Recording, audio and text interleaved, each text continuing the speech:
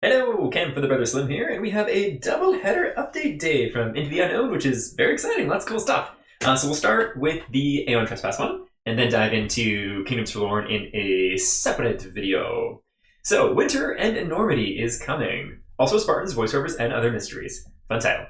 Hey everyone! First off, I want to thank you all. You are all here for Aeon Trespass updates. That was a terrible reading of that sentence, but that's okay.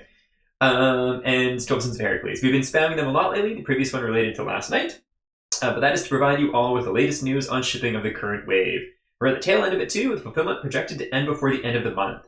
That's pretty crazy. When that's done, we'll return to our regularly scheduled programming, starting with deep dives into the Doom of Pythagoras' battle, one of the more unique ones I've done, and something from Autumn. Which primordial would you like to hear about first? Oh, and by the way, we're excited to bring you a double dose of updates. Yes, indeed. PM reopening when? For those eagerly awaiting the reopening of the Pledge Manager, we're working on that working to do that even sooner. We just need to make sure all the current orders are accounted for, shipped, and marked as such to avoid any SKU errors. So that'll be sometime in the next 2 weeks. Michael's shipping update. Indeed. So basically, if you haven't gotten the game yet and you're from the EU or Canada and I think rest of the world, those packages should start to go up next week, which is, I think, on the 12th, because the 11th is a holiday, just like here in Canada, actually, too. Final address changes. If you haven't heard anything, contact support@itu.com and all that kind of good stuff. And there should also be an address form in the confirmation email you get from the fulfillment partner, too. Also, last call for special requests. Let the team know ASAP. Okay, Old Haunt and Other Mysteries. To those of you playing the latest Aeon Trespass Odyssey cycles, they're gargantuan, right? They are packed with secrets, Easter eggs, twists, and goodies within and without. In fact, they contain much more of this kind of content. More languages to decipher, yes, more than one. That's wild.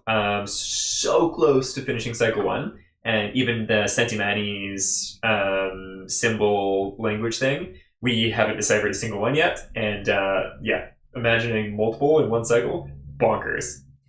More mysteries hiding in plain sight, more secret content than you'd ever imagine. Again, coming from almost featuring cycle or finishing cycle 1, which is basically the tutorial at 30 sessions in. Great story, and it's a very simple one in comparison to what everything goes to. So really excited to delve further into it though. They are hidden though, some very meticulously, others in unique ways. Good luck in your scavenger hunts. Narration app in the online store. Our narration app for Aeon Trespass Odyssey has been available for some time now, but up to recently you could only purchase it through GameFound's Pledge Manager. We know many of you reached out requesting an alternative way to get your hands on it, and there it is. It's available in their web store, which is awesome. So core game, yeah, and yeah. I listened to a sample of the audio and it sounded fantastic. I haven't gotten my code for the first cycle yet, so need to follow up with support on that, methinks, because it's been a hot minute. And yeah, the narration sounds amazing, so really stoked to actually maybe try and use it for our playthroughs. Well, I don't know. I have no idea how to make that happen, and I tried before with the previous nerdy endeavor, so we'll see. It'll be awesome to use though. Yeah, so quick heads up, narration app took over a year to develop, record, and master. It's not finished yet, and the cost of making a reality with multiple voice actors, multiple narrators, and unique soundtracks and sound effects for each cycle was as staggering as the final product. It's stunning. Like, Osworn has a really good audio app with some music in it too and such. But yeah, the quality of this and the scope of it, bonkers. Okay, the overall price of the narration wrap of the game will increase as a result. Makes sense. ITU's known for this, and I think it's always well done. Like, the earlier you get something, the better price it's going to be, and then once it's officially, finally out, then it'll have a full price. New how to play video from Paul Grogan. Today, the fourth video. Ooh, I need to watch the rest of them. And Paul Gorgon, not Grogan. Oh yeah, no, Gorgon. That's a typo. Comprehensive 5-part tutorial series has just been released, with part 3 released on Tuesday. Paul's dedicated a tremendous amount of time and effort into these. Hopefully he doesn't petrify as a result. His passion and attention to detail have truly brought these tutorials to life. Yeah, so I've only seen the first one so far, and it's like, play the game, and honestly do play it wrong. But even watching it was cool. Like, Paul makes phenomenal rule videos, so definitely recommend it. And they are. Spartan Dreamwalker is coming to the online store. You've asked about it since I've shared the mini of Spartan Solon, and I can confirm the whole gang is back for their Laconian adventure. Spartan Herodotus sneak peeked a while ago. Spartan Ulyssia And Spartan Phylloxera joining Solon for the next limited resin releases, coming soonish around Black Friday. They're coming with unique Titan sheets, gear, and other cards, where applicable. Very cool. So these are, you have to be at least in Cycle 2 to be able to use them, because they are like upgraded Titan sheets. That's what I saw in a comment at least. So I don't know what the difference is going to be with the actual sheet, because just looking at it here, it does look really similar. So maybe that's to do with something that's hidden behind the gear card here. So Solon, we've seen. Great dynamic sculpts, looks awesome, love it. Hoplite Aspis, I think we touched on before too, because that one was visible. Love the symbol in there though, very neat, very neat. Herodotus. Let's see, so yeah, as far as we can see, just the same stuff there. Relief Hammer, 2 dice, +0, black die, Daze, I don't know what actually Daze does. Overbreak 2 and Pushback 2, place a column terrain tile on an adjacent space. You may use this ability as a reaction. That's cool. So you can, I like that. You can just stick a column down if someone's charging at you kind of thing. I like that a lot. And also, the sculpt looks really cool. Interesting seeing the different art on the shield versus the sculpt. This looks much more organic, where this looks like stone. But yeah, I like that. I also like that weird hand belt. Kind of gives me some Kingdom Death vibes, and I'm here for it. And also, just the aesthetic of very sci-fi helmet and just the stone armor. Neat. Me likey. Phylloxera. So I think this might be like a rare gear card you can get for this Pursuer-based helm. I saw it cruising through, trying to grab something else the other day. Zephos Knives. 3 dice, 1 red die, and plus a chance there. Opening 2, Elation 2, reposition 1. If you miss 1 or more times, arouse 1, fullness, immediately push back 3. Oh, immediately push back 3 is pretty neat. It's kind of helping with a... I don't know, interesting. I'm sure they'll have interesting effects, but it doesn't... The way we've been playing, like positioning's been so important that having an accidental pushback of the beastie seems like it might be negative. But opening 2 is awesome. I can't remember what Elation does. Reposition 1 is also really good too. I think Elation helps your buddies out in some way. Once again, really cool art. Yeah, the armor, helm, the pose. These minis look awesome. I don't know, part of the reason might be because they're resin, so they're multi-part, which makes it a little bit easier to do crazy zany stuff. But even looking at like all of their Titans as the cycles go on and their newer releases, I think ITU just continues to get better and better at sculpting and tooling these minis. And so, like in comparison to the original Dreamwalkers, these are levels above. Okay, so it's just same shield there. She's actually using it though, which is cool. Once again, looks sweet. Helmet's really, really bonkers. Is that like a tower on the shoulder? Pretty cool. Oh, tree stump. And check out these minis. So this is the alternative Pursuer. I don't know, I think it comes with some gear cards or something, but basically it's an alternative sculpt for the Pursuer, the Hermesi, the Great and Powerful. Big fan of this. So we haven't killed him yet. However, there are a few little tells, and I'm not going to say anything in case it's potentially spoilers, but let's just say I think there's a reason why this arm looks to be either healing or burnt or damaged or being regrafted onto the shoulder and holding a spear instead of his usual nail of death. Yeah, really cool. I love the fact that Hermesi's just plunked on top of all these siren shells. It's like a throne of sirens, big fan. And then there's needle legs down there too. Yeah, it's kind of like Conan the Barbarian meets Hermesi. I'm here for it. Interesting dice in the background actually there too. Those I'm not familiar with. Maybe Kingdoms Forlorn? And now for the moment we've all been waiting for. Spotlight on Enormity. After countless brainstorming sessions, endless rounds of playtesting, and maybe a few too many cups of coffee, we're finally ready to announce that our Kickstarter campaign for Enormity launches on December 3rd, 2024. So that's actually a lot sooner than I thought. My assumption was that it was going to be maybe January or February. But I suppose there's actually been a few campaigns that have surprised me like this, where they've said essentially a season, and it's right on the beginning of that season. I'm going to adjust this really quick here. But yeah, so that's cool to me. At this point, I've been converted from, I think it's going to be a really cool campaign, I'm probably going to follow it up back, to I've been putting away money to support it to some degree, because I'm really stoked on it. I might have shared this before, but this is kind of like what I was hoping ISS Vanguard would be. And yeah, it looks grim, gribbly, and cool as heck. So let's see. Huge milestone for us, and we're so grateful to share it with you, the incredible community that's been with us for every step of this journey. To mark this occasion, we've prepared something truly special, a trailer that takes you deeper into the Shepherd, letting you catch glimpses of its dark, eerie corridors and secrets that lie within. You'll feel the game's atmosphere, endure the tense silence of space, and even experience moments of dread as you witness unsettling scenes aboard the ship. With astronauts facing unknown horrors, it's haunting, thrilling, and we hope everything you've been waiting for. So there we are with some art from Enormity. Nasty, really cool, gribbly monstrosity, to put it lightly. So a couple interesting little comparisons here. The worm head fingernail things are clearly tied into one of the sculpts we've already seen for it, with like the weird worm, long humanoids creature with like it is slightly phallic, I'll give it that, but I don't think it's like fully phallic enough to be like gross, but it definitely gets that body horror vibe for sure. But anyways, yeah, so I think there's minions, and then this will be like the boss of this faction of gribbly horrible space monstrosities. We'll see that in a sec here. As you know, Enormity isn't just another board game. It's our ambitious attempt to blend sci-fi mystery with layers of survival horror, exploration, and strategy. A game where every encounter matters, every choice has weight, and survival is more than just staying alive.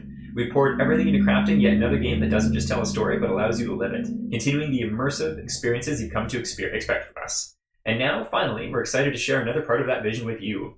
We won't spoil much more here, we'd rather let the trailer speak for itself. All we'll say is that, if you've been intrigued so far, this will give you a deeper taste of what's to come. It's been a labor of love, mystery, and no small amount of burning the midnight oil. So seeing it all come together is something we're incredibly proud of. So, without further ado, scroll down, hit play, let yourself be drawn into the world of Enormity. Then, mark your calendars for December 3rd. We're counting down the days until we can bring you on board this strange, eerie journey. Cool, yeah, so it'll be launching the 3rd on Kickstarter. Very fun. We promise we'll be back soon with more news on ATO and Sins of Heracles, but for now, let's let Enormity have its moment. Launching a Kickstarter is a huge undertaking, and we're truly thankful to have such a dedicated and enthusiastic community by our side. Whether you choose to support the campaign directly or help spread the word, your involvement is invaluable to us. Together, we can make Enormity an experience to remember. Thank you, as always, for your continued support and passion. It means the universe to us. With excitement and a little bit of nerves, ITU team. Cool. And so this is the trailer. I'm not going to play it on here because my computer is crapola, shall we say, and I don't think it'll play right. But I did skip to the end here. I will also say, really enjoyed the trailer. I'm usually not a fan of any board game trailers. They just don't really captivate me. Something about like the physicality of board games I think like doesn't really translate well. Like a lot of them will do 3D renders and have splashy graphics in the 3D rendering and such, and they just don't really, I don't know, like it misses the physicality of being a board game, and it just doesn't do me. But this trailer is really good. It's very visual, very storytelling based and artistic, and yeah, I like the animation style that they did. But yeah, so I figured we'd skip ahead and we can get a glimpse at the contents of the game here. There we go. No, just don't play. I don't know if that's gonna stutter on. It looks like this is stuttering already, but that's okay. We just got this frozen screen here. So, Mythos book, Dark Side of the Sun demo. So that'll be the demo. We've got a separate box here with one of your space characters. There's this horrible, gribbly, kind of phallic, toothy hand monster thing. And then I'm assuming this will be like the main core box, and it might be. This is just extrapolating, either main box, expansion box, or main game add-on or deluxe version with miniatures. I'll be curious about that, because Kingdoms Forlorn was all standees until the $1 million, which they did a stretch goal, and there was, I don't know if it was just a vocal minority or not, but it seemed like a fair amount of people were not thrilled about having their standees upgraded to minis, so I'll be curious what they do this time. But yeah, it looks really cool. The multiple books is really interesting, so the monster sheets are going to be in their own book instead of on a sheet. They are oversized, which we'll see how that looks in practice, because although this isn't a huge amount of things to have on a table, it feels like when the two books are open and you've got the storybook open and then this monster book open, that there is going to be a fair amount of sprawl, in like especially with the character sheets and such too. That being said, though, the character sheets are really small and I really like what they're doing there, so we shall see. But yeah, so I think that all these little groups are kind of set up in factions here. So it looks like we've got some zombie-esque astronaut guys. Okay, some of them are actually doubled up too. So these weird kind of bulky hand gorillas, some mechs. Can't really tell what those are. They might be space skeletons. These look like topless people, which is curious. Not too sure about them. There's that gribbly hand guy, and here's the other little hand minions. Oh, you know what? I think, okay, so there's a whole bunch of doubles ups. We've got some of the ones that we've seen here too. So this guy we've seen as a sculpt already. This one we've seen in art. The tentacles are going to look interesting. I'm curious if they're going to have any texture on them or not. Weird eyeball tentacle monster there is cool too, and then just more of those same guys. So my assumption here is they're only showing the things that we've like seen for this, and this isn't going to be just the base contents. I do believe you're going to have some of the bosses though. From watching the unboxing video, this kind of mothy robot thing is the first boss. Let's see if I can. Oh no, I wonder if I can move that. There we go. There's some other guys there too. So we've seen this guy already too in artwork. Marston's signature is right above it on the Kickstarter page. And yeah, looks really cool. And I'm excited to see what the full contents are come December 3rd for sure. Okay, closing up there. Good. P.S. Since we know you're all eager for a sneak peek, Marston recorded an unboxing of the Enormity prototype. You can watch it here for a first-time look at what awaits inside the box. It's only like 8 or 9 minutes. Definitely recommend taking a look. It's pretty sweet. Always fun seeing Marston on camera too. Some little notes from it that I thought were interesting were so Dungeon Crawler, but there is boss battlers, so there will be escalation of bosses. There's something else that I haven't figured out. Oh yeah, the player character minis. So if you go check out the Kickstarter page, there's actually sculpts of some spacesuits. And so it seems like those are basically the basic ones that you start off as, and kind of like ATO.